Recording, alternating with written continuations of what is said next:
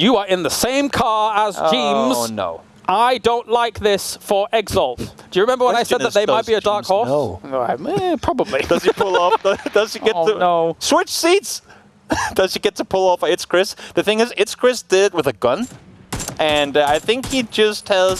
keep switching, keep switching, keep switching. Oh. And Correxa gives me points for my fantasy team. He's on my team as well. I like that a lot. I like it. Well, Fate, that wasn't Fate. Okay, at least for Exalt, they are in the middle of the circle. That's not bad.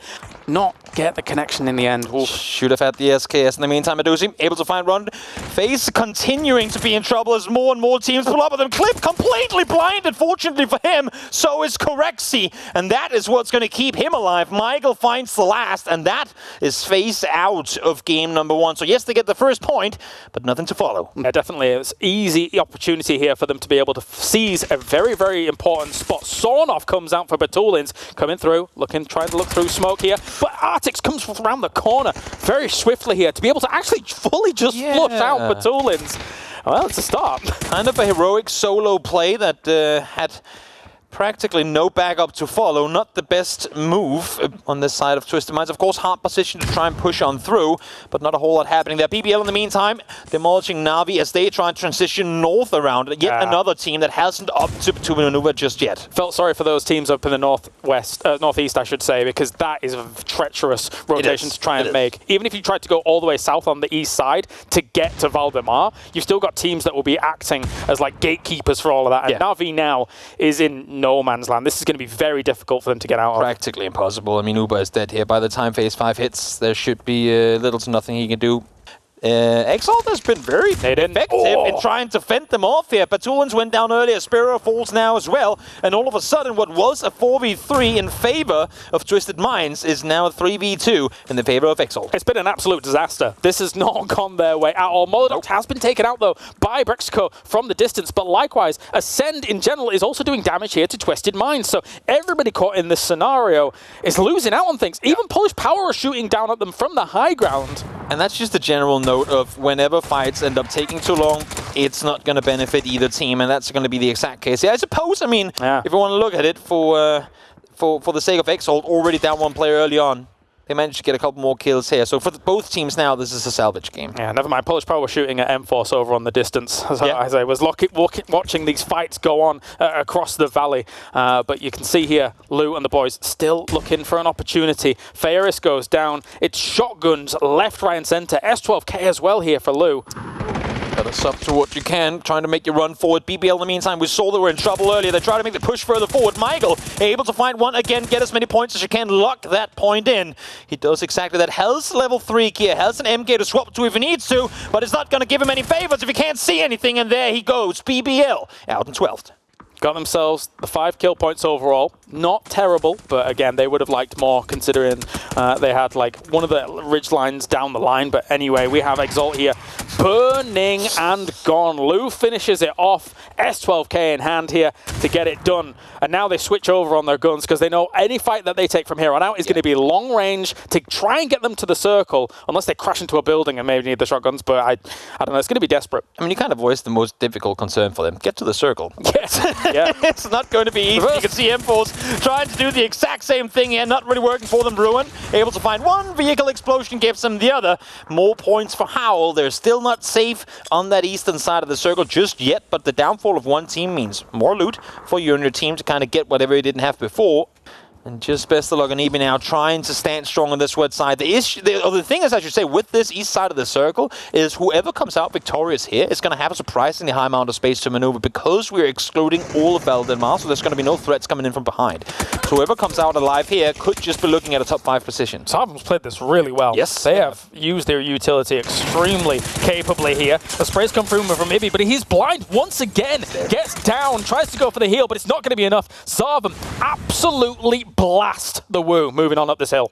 But maybe later on the kills will come to them. And speaking of kills going down, Foot is under a lot of pressure on this side of the circle here, trying to mull their way through all of this, but it's going to be super risky with what looked like 3 teams staring them down. Haven't managed to get a proper foothold in. Now they can make their way over towards Sarvum, but Sarvum ain't going to give up that space easily. So Kiddo kind of on his own here, trying to help his teammates from behind move further forward, but Sobby sees exactly what he feared.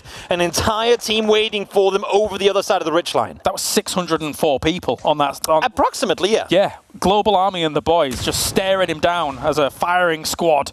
Not easy to deal with. Ascend, though, still trying to dislodge Polish Power. This fight has persisted for so long. Yeah. Polish Power is so resilient to stay alive over there. And the reason that none of these compound teams could do anything is because of HOWL. HOWL never opted to over-aggress in any of these positions, making it hard for Ascend to peek anything, but now they're forced to, and look at who's finding the knocks because of it. HOWL is playing this so passive, so smart. They don't have to go face-to-face if they can just pick people off from afar. I loved the 3-1 to make sure Ace wasn't going towards the east. Now to move back here. Again, this is a power position that they have. We're going to see a circle shot come in a moment to see if they are actually able to benefit from it. But look at the angles they have, and they're going to benefit from this circle. This is a big game potentially for HOWL to try and convert in game number 1. I mean, there's no way they fall outside of double-digit kills here. They are in such a prime position. They can see essentially the entire circle with little to no risk involved in the position that they're currently maintaining. So good for HOWL that they didn't over-aggress in the compound. They got a knock in the compound early, but didn't want to go for it because they knew there were more points to be farmed from up here. Yeah, I love this by HOWL. Really, really important and patient play coming out.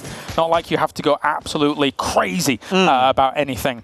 Both. I mean, they have been sitting on the ridge for quite a while. Yeah, both SLRs from, I think it was, well, whoever it was, very little ammo. So they want to finish these fights fast, I would think. Yes, yes. In the meantime, Sabim doing exactly that, trying to deal with the final players from Full Tilt. Nice flash coming through from Zakito. Somehow Zakito is still alive as well, but you overpeak for a split second, and you get taken down. Baron Peak out, Voldemort eliminated as well, and what looked to be a clean fight against Full Tilt, not quite the case. They do manage to get them in the end, though actually no.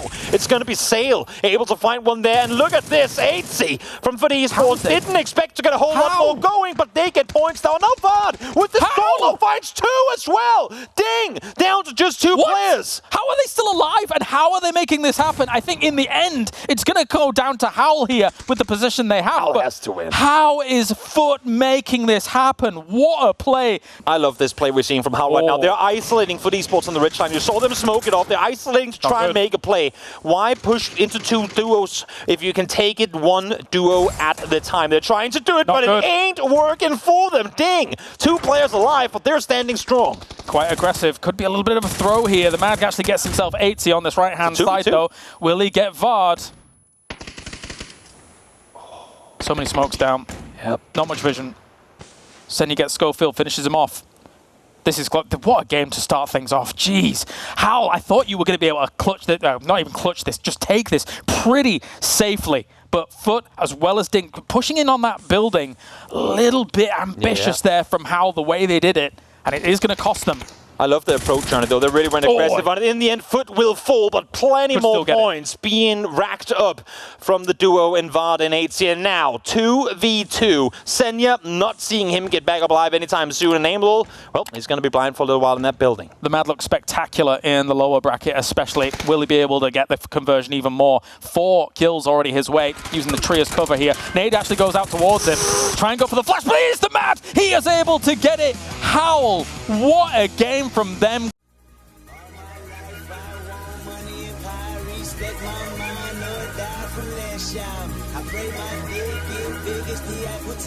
So I can fuck the world for 72 hours.